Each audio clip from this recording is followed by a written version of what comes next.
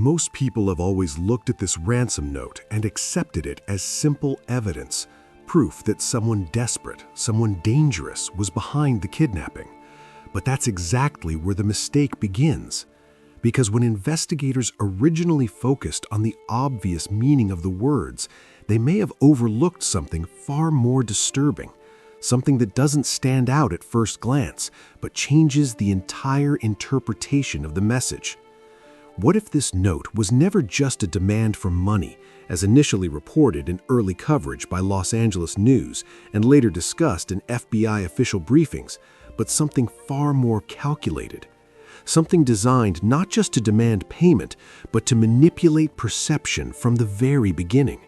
Something structured in a way that could mislead investigators, redirect suspicion, or even shape how the entire public understood the case. Because once you look beyond the surface interpretation and consider what was actually highlighted in official analysis and media reporting, a different possibility starts to emerge, one that suggests the wording may not have been random panic at all, but a carefully constructed message with a hidden purpose behind it. Now, before we go any further, understand this. What you're about to see is not widely discussed in mainstream coverage of this case. Inside this ransom note, there are specific word choices, patterns, and hidden contradictions that were never fully explained in official summaries or courtroom discussions. Most people read past them without realizing their importance. But once you actually see them, you can't unsee them. Because they don't just raise questions about the note itself, they raise questions about the mindset behind it, about whether the message was written in panic or carefully constructed to control how the entire investigation unfolded from the very beginning. And in the next section, we're going to break it down step by step so you can decide for yourself what was really being communicated and what might have been intentionally hidden in plain sight. It begins with what every investigation fears most: a disappearance that offers no immediate explanation. Nancy Guthrie's case first emerged as a missing persons report that quickly escalated into something far more disturbing. According to early local law enforcement bulletins, she was last seen under circumstances that initially appeared routine, an ordinary moment that within hours transformed into a full-scale criminal investigation. But what investigators were not prepared for was what came next, because this wasn't just a disappearance. A written message was discovered, a ransom note. At first, authorities treated it as a standard kidnapping scenario, a targeted abduction, a demand-driven crime. But even in those earliest hours, something about the situation didn't sit right with experienced detectives on the scene. And the question quietly emerged inside the investigation room: if this was a simple kidnapping, why did it feel staged? The first official narrative released to the public was cautious, controlled, and deliberately limited. Law enforcement confirmed that Nancy Guthrie was missing and that a ransom communication had been received. Media outlets quickly picked up the story, framing it as an active abduction case. The public reaction was immediate: shock, fear, and a growing sense of vulnerability. A community that once felt ordinary was now gripped by a single unsettling realization: if it could happen here, it could happen anywhere. But behind closed doors, investigators were already noticing contradictions in the early evidence, and those contradictions were not small. They were structural. According to early briefings referenced by local news agencies at the time, authorities confirmed that the ransom note contained demands, but what it did not contain was just as important as what it did. No clear identity, no consistent motive, and no typical behavioral markers that seasoned investigators expect in traditional kidnapping for ransom cases. That raised an uncomfortable possibility. Was this really about money, or was the ransom note serving a different purpose entirely?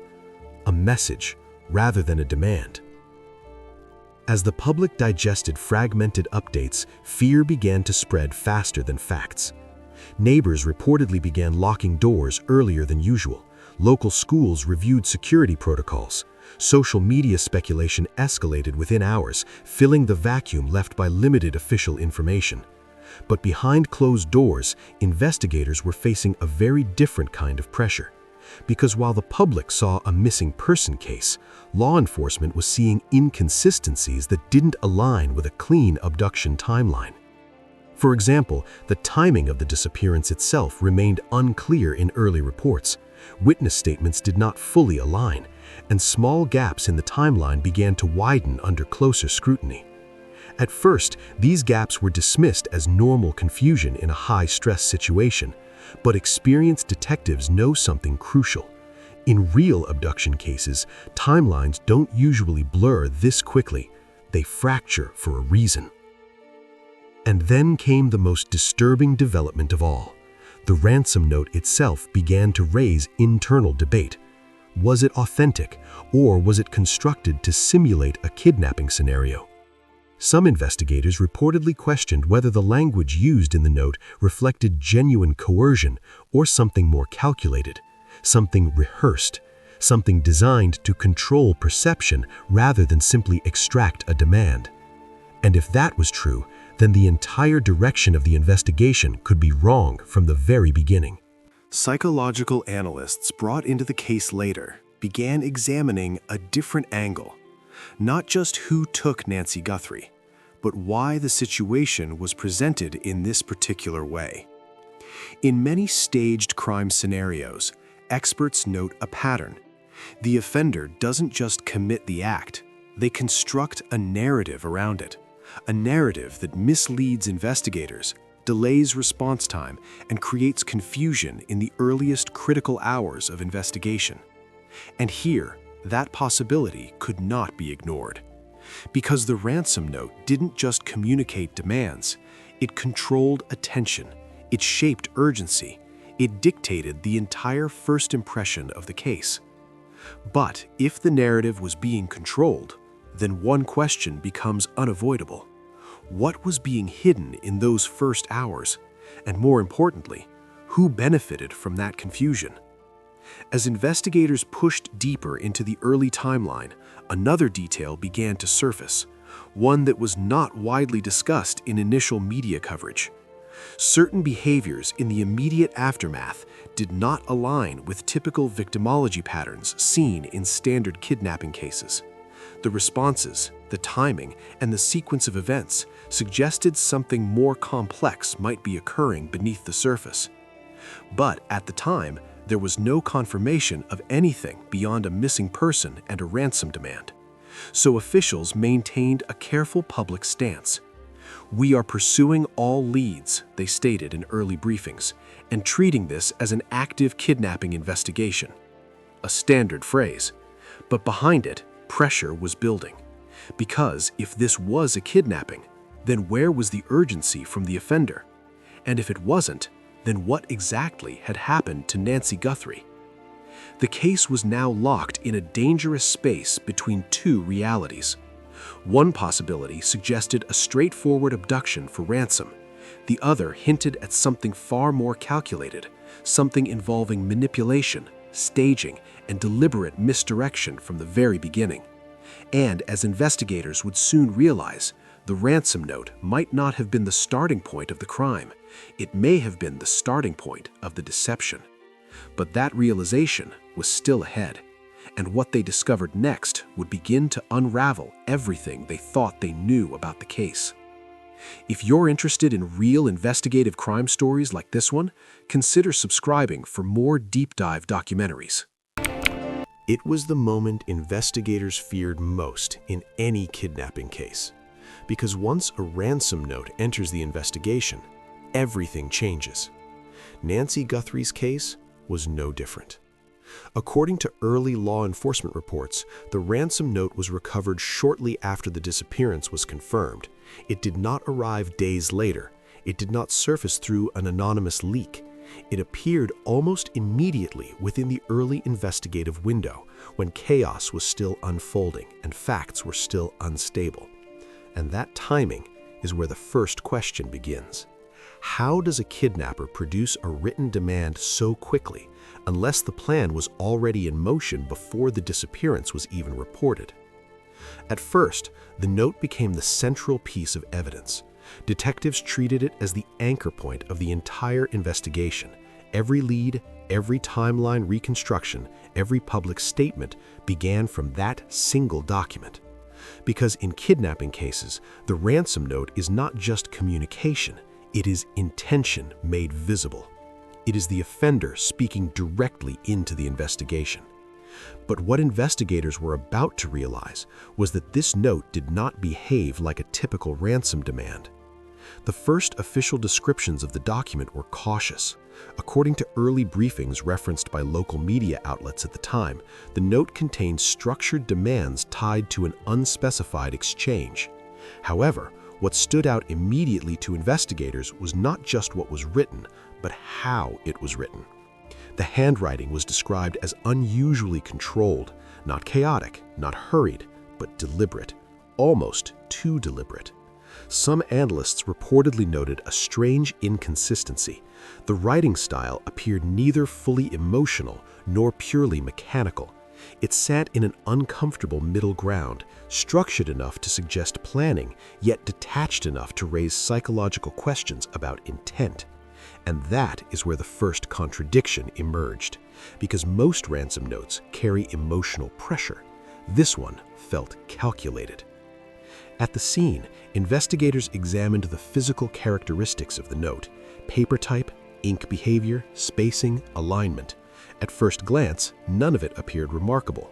But forensic analysts often say the most important evidence is what does not stand out immediately.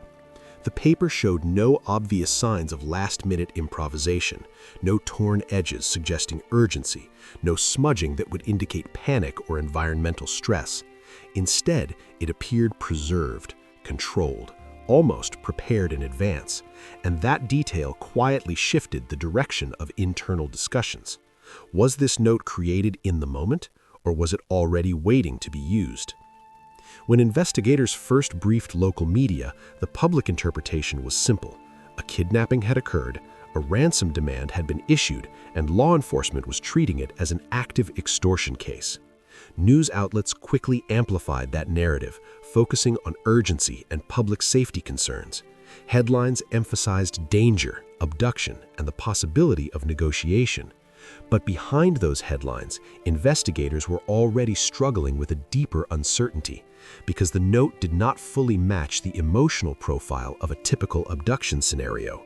And in criminal behavior analysis, that mismatch is never ignored for long. According to behavioral experts later consulted during similar investigations, ransom communications often reflect one of two psychological states: desperation or dominance. Desperation produces messy language, emotional instability, and inconsistent structure. Dominance produces control, precision, and narrative manipulation. This note leaned dangerously toward the second category, and that raised a disturbing possibility. If this was not an act of desperation, then was it an act of control? At this stage of the investigation, one detail became increasingly important, but was not immediately understood. The tone of the message did not escalate emotionally as expected. There were no visible signs of internal conflict from the writer, no breakdown in structure, no linguistic instability. Instead, it maintained a steady, almost rehearsed tone, as if the message had been composed, reviewed, and finalized before being delivered into the investigation. And that is when one investigator reportedly asked a question that would linger inside the case file. Who writes a ransom note like they already know how the investigation will respond? But even more unsettling was what the note did not include. No personal identifiers, no emotional reference to the victim, no visible psychological leverage points that kidnappers typically use to intensify urgency. It was transactional, detached, almost clinical, and that absence created a vacuum of meaning. Because when emotional intent is missing from a kidnapping demand, investigators must ask whether the purpose of the note is not to communicate with the victim's family, but to communicate with the investigators themselves. At first, this interpretation was not officially adopted. It was too early, too speculative. But internally, the contradiction remained unresolved. Because every experienced detective knows a simple truth. In real kidnapping cases, ransom notes are rarely just demands. They are behavioral fingerprints. And fingerprints never lie. They only reveal intent when you know how to read them correctly. As the investigation progressed, another unsettling detail surfaced during internal review. The note appeared to guide attention in a very specific direction, not toward a suspect, not toward a location, but toward a narrative framework, a framework that shaped how the public understood the crime from the very first hour. And that is when a disturbing possibility emerged. What if the ransom note was never meant to resolve the case? What if it was meant to delay its resolution? Because once investigators began re-examining the document, they were forced to confront an uncomfortable question. If this note was designed with control in mind, then who was it controlling? The victim's family? The public? Or the investigation itself? And at that point, something shifted inside the case file. What once looked like a straightforward ransom communication now appeared as a potential instrument of misdirection.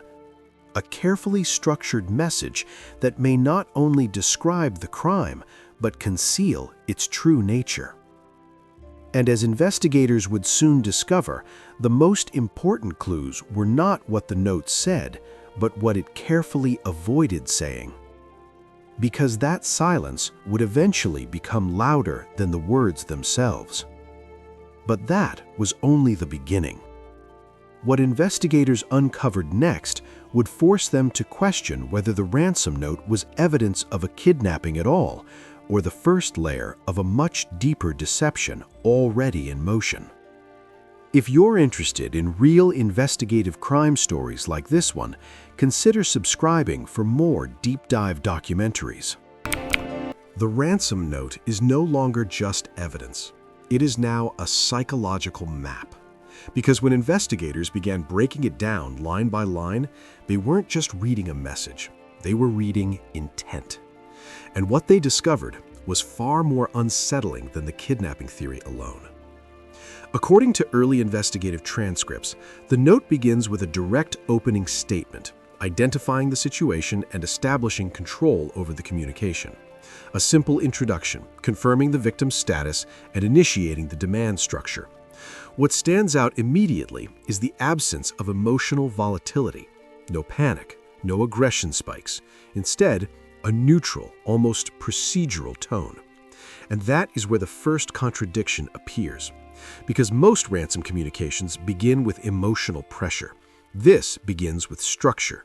Not fear, not rage, structure. Investigators reportedly noted that the phrasing was unusually formal for a kidnapping scenario. It lacked colloquial urgency. There were no broken sentences, no linguistic instability. It reads more like a prepared statement than an emotional demand. Behavioral analysts later suggested this could indicate premeditation rather than impulsivity. But if this was planned, then the offender wasn't reacting to the crime. They were executing it. And that raises an uncomfortable question. How far in advance was this message prepared? But this is where it starts to get strange, because the tone doesn't shift, it escalates, and not emotionally, strategically. The demand segment. The central portion of the note outlines the ransom demand itself, a request or condition for the victim's release in exchange for compliance. On the surface, it appears straightforward, but investigators quickly noticed something unusual. The demand is not emotionally anchored. There is no personalization tied to the victim, no reference to fear, harm, or urgency escalation, just instruction. Controlled, detached, almost transactional. And that detachment is what unsettled investigators most. Because even professional criminals under pressure often reveal emotional leakage in language. Here, There is none. One forensic linguist reportedly pointed out that the wording resembles administrative communication more than criminal extortion. Phrases are structured, measured, even balanced in length. It reads less like a threat and more like a protocol. This suggests something critical. The writer is not overwhelmed by emotion. They are regulating it. And when emotional suppression is that precise, it can indicate either advanced psychological control or complete emotional detachment from the victim. But there's a third possibility investigators briefly considered. What if the demand is not the real purpose of this section at all? What if it is simply a distraction layer? Because this next line changes everything. The structure begins to shift again, subtly, but noticeably. The threat segment. This section contains the implied consequences of non-compliance, a warning of harm or escalation if demands are not met. But unlike typical ransom notes, the threat here is not vividly described. It is restrained, almost deliberately minimal. What investigators found most disturbing was what was missing. There is no emotional amplification, no graphic language, no escalation of fear through imagery, just a simple conditional warning. And that restraint is not typical, because most offenders amplify fear to gain compliance. This note does not amplify anything. It stabilizes. The phrasing reportedly avoids strong verbs and emotional triggers. Instead, it relies on conditional structure, if and then logic patterns. This gives the message an almost legalistic quality, as if the writer is outlining consequences, not threatening them. Behavioral profilers later suggested a potential dominance control mindset, not a chaotic offender, but a structured thinker, someone who may prioritize psychological control over physical intimidation. And that is significantly more dangerous in investigative terms, because it suggests calculation, not reaction. But then investigators noticed something else, a contradiction hiding inside the restraint itself. Why would a kidnapper avoid emotional pressure in a ransom scenario unless emotional pressure was never the goal? But that was only the beginning, because the final section of the note would raise even more disturbing questions. The final sentence of the ransom note was expected to conclude with urgency or reinforcement. Instead, investigators found something far more ambiguous, a closing statement ending the communication. Simple, final, detached. No escalation, no closure reinforcement, no emotional signature, just termination.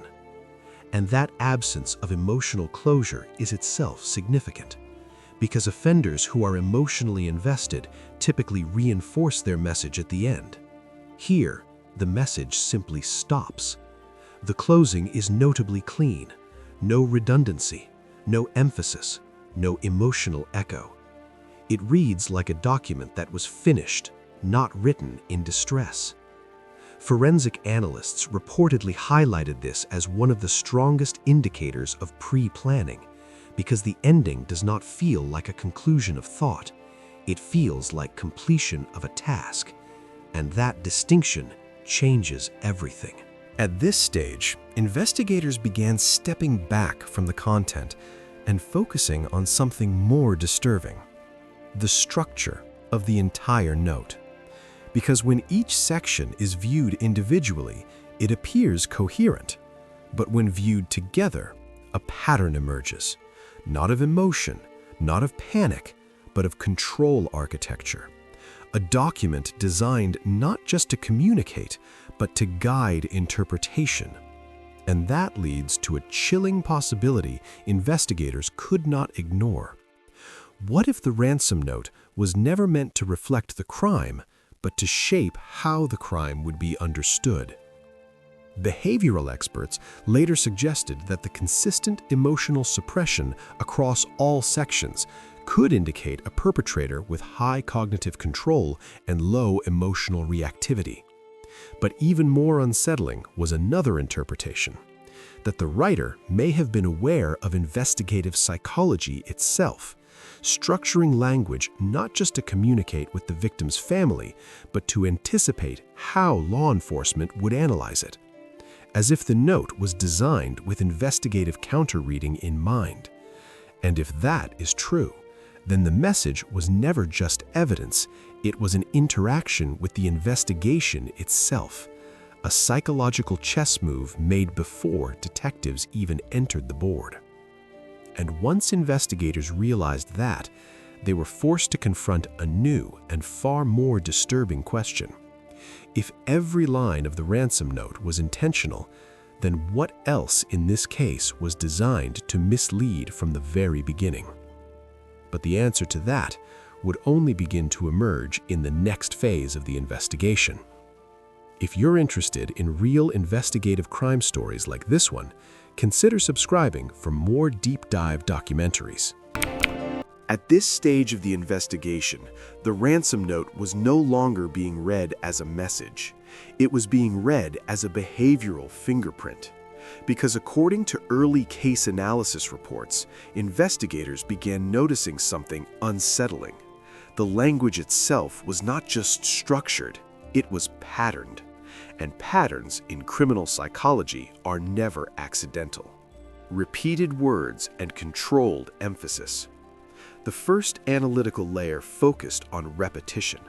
Investigators reportedly identified repeated phrasing patterns throughout the note, subtle echoes of instruction-like language that appeared more than once, almost reinforcing specific ideas. Certain words and structural phrases were reused or mirrored within different sections of the message. At first, this was dismissed as normal linguistic habit, but then analysts noticed something more disturbing. The repetition was not random, it appeared strategic. Behavioral linguists suggest repetition in written criminal communication can serve one of two purposes: either emotional reinforcement or psychological control. And in this case, the repetition did not feel emotional, it felt instructional, as if the writer was not expressing urgency, but reinforcing obedience. And that raises a chilling question. Who exactly was being instructed? The victim's family or the investigators reading the note? But this is where it starts to get strange, because repetition was only the surface layer. The structure itself began to raise even deeper concerns. Unusually organized structure. Investigators then shifted focus from wording to composition, and what they found immediately disrupted expectations. The ransom note followed a clear, segmented structure: opening, demand, threat, and closure. At first glance, this appeared logical, almost helpful. But experienced investigators know something crucial.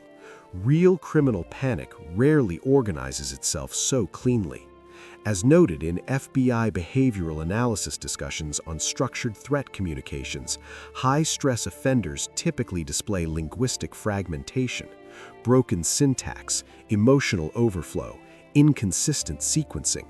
But this note did not fragment, it aligned, almost like it had been pre-arranged into sections before being written. And that creates a disturbing possibility. If the structure is too perfect, then was it written under pressure or constructed without pressure at all? Because if there was no emotional breakdown in the writing, then there may have been no emotional breakdown during the act itself. And that changes everything. Behavioral psychology shift. At this point, analysts began asking a more uncomfortable question. Not just what the note says, but what kind of mind could produce it? The language does not reflect emotional instability commonly associated with abduction-driven ransom demands. Instead, it reflects consistency, restraint, and controlled messaging. And that inconsistency with expected behavior became the focal point of psychological debate. Some behavioral experts reportedly suggested two competing interpretations. First, a highly controlled offender capable of suppressing emotional leakage under stress. Second, something far more unusual. An individual attempting to simulate what a ransom note should sound like. Because there is a subtle but important difference between natural criminal communication and constructed criminal communication. One is instinctive, the other is performative. And if this note is performative, then the writer may not be revealing intent at all. They may be acting out a role. But why would someone do that? And who benefits from a staged perception of a kidnapping? Investigators reportedly began rereading the note from a completely different perspective, not as communication, but as imitation. And that is when a disturbing realization emerged. Certain phrases didn't just appear structured, they appeared familiar, as if drawn from generalized expectations of what ransom language is supposed to look like. And that leads to a chilling possibility. What if the note was not written by a kidnapper at all, but by someone trying to construct the appearance of a kidnapper? But that was only the beginning, because the deeper linguistic anomalies were still ahead. Language that feels over-explained. The next layer of analysis focused on explanatory tone. Certain segments of the note reportedly contained unusually explicit clarification of conditions and expectations. At first, this seemed helpful. Clear communication, no ambiguity. But investigators quickly recognized a problem. In genuine ransom situations, offenders rarely over-explain, because over-explaining increases exposure. It creates linguistic fingerprints. It risks contradiction. And yet this note contained structured clarification that felt almost instructional in nature, as if the writer was not just issuing demands, but ensuring those demands were interpreted correctly. And that level of linguistic precision introduces another psychological signal: fear of misunderstanding or control over interpretation. But control over interpretation is not always about clarity.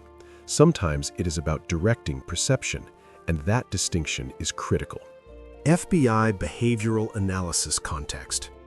According to references from FBI behavioral analysis frameworks on structured threat communications, investigators often examine whether language patterns reflect genuine emotional escalation or constructed narrative design.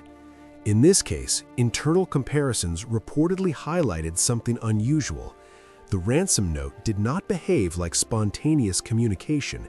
It behaved like edited communication. And edited communication in criminal contexts is rare because most offenders do not revise under pressure. They react, they leak emotion, they collapse into inconsistency.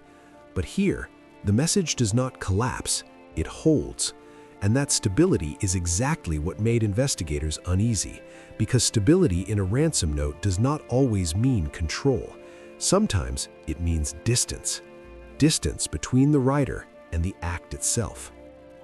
As linguistic analysts mapped repeated phrasing, structured segmentation, and over-explained instructions together, a new behavioral profile began forming, not of a panicked abductor, but of a communicator aware of how communication will be analyzed, someone who understands structure, tone, expectation, and possibly even investigative interpretation itself. And that creates a dangerous implication. If the writer understands how investigators think, then the message may not be evidence of the crime.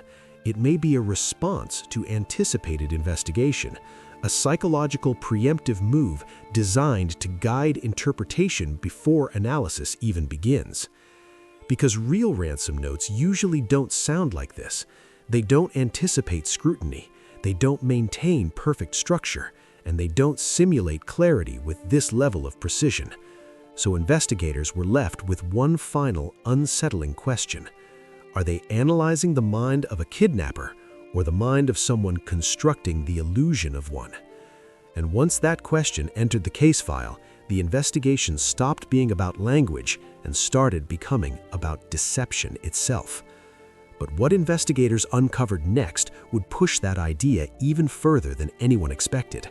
If you're interested in real investigative crime stories like this one, consider subscribing for more deep dive documentaries. Investigator theories and contradictions. By the time investigators reached this stage of the case, the ransom note was no longer being treated as a simple piece of evidence.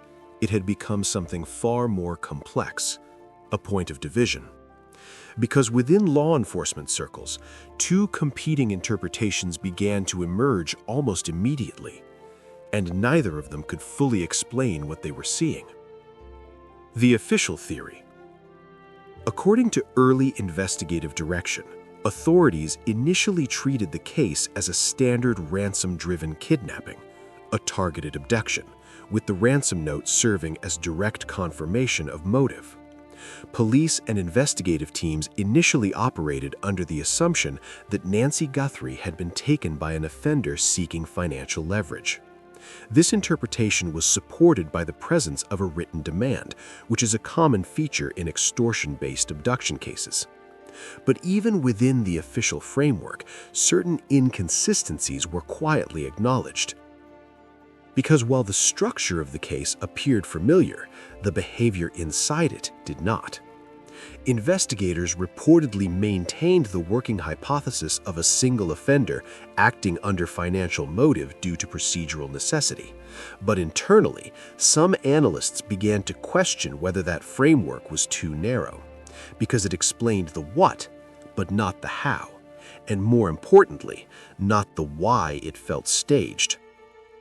But this is where the case begins to fracture, because not everyone agreed with the official interpretation, not even within investigative circles.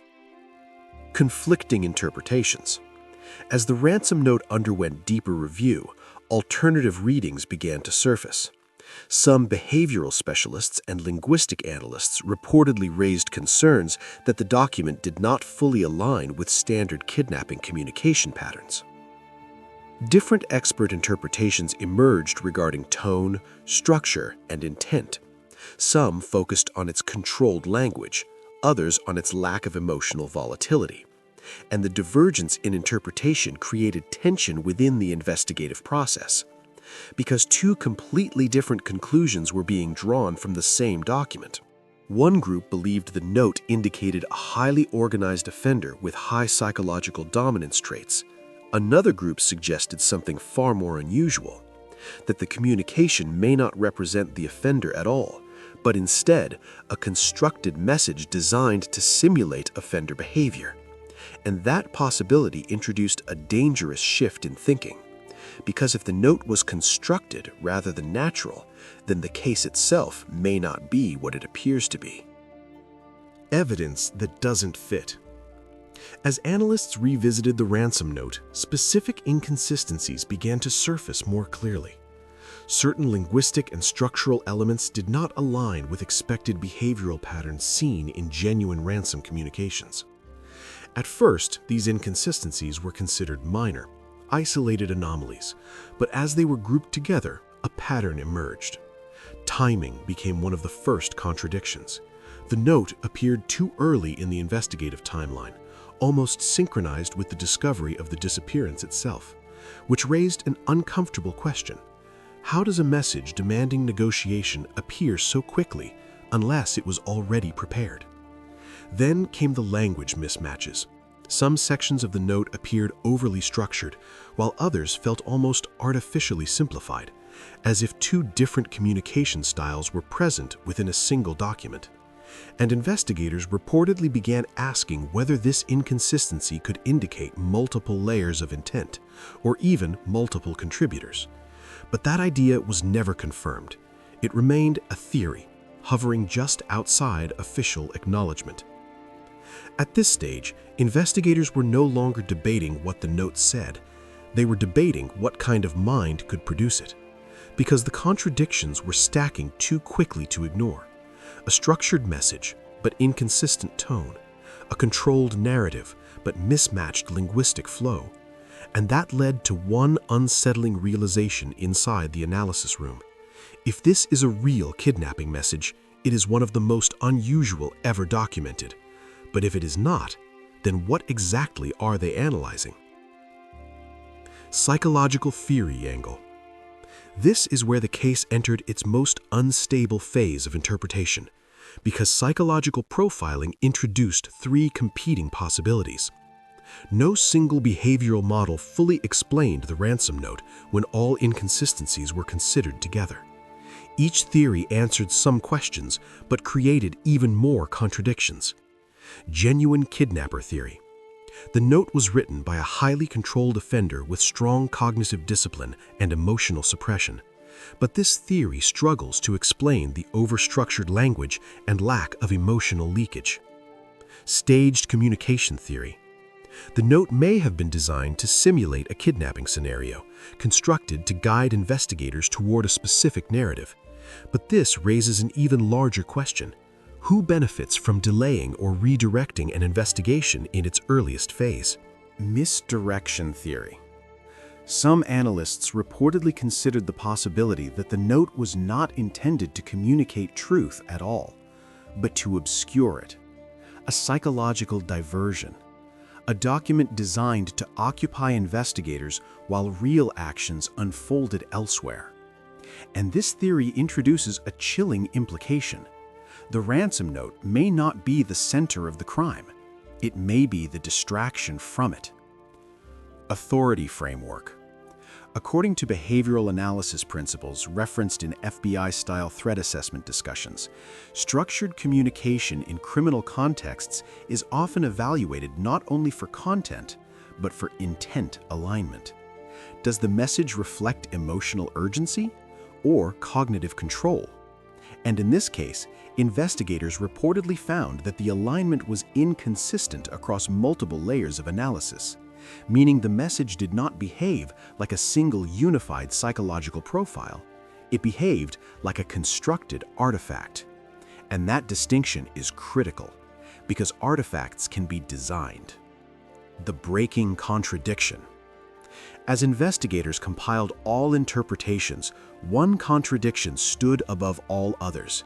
The ransom note appears both too structured to be emotional and too inconsistent to be purely calculated, which leaves investigators in a paradox because it does not fully fit any known behavioral category. Not panic, not dominance, not chaos, not clarity. Instead, it exists in a hybrid psychological space that resists classification.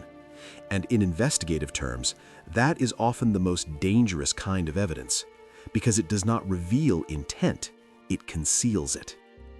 And this is where the case becomes even more complicated, because if the ransom note cannot be reliably classified as either genuine communication or deliberate misdirection, then investigators are forced to confront a far more unsettling possibility, that every assumption built on this document may be structurally flawed from the beginning.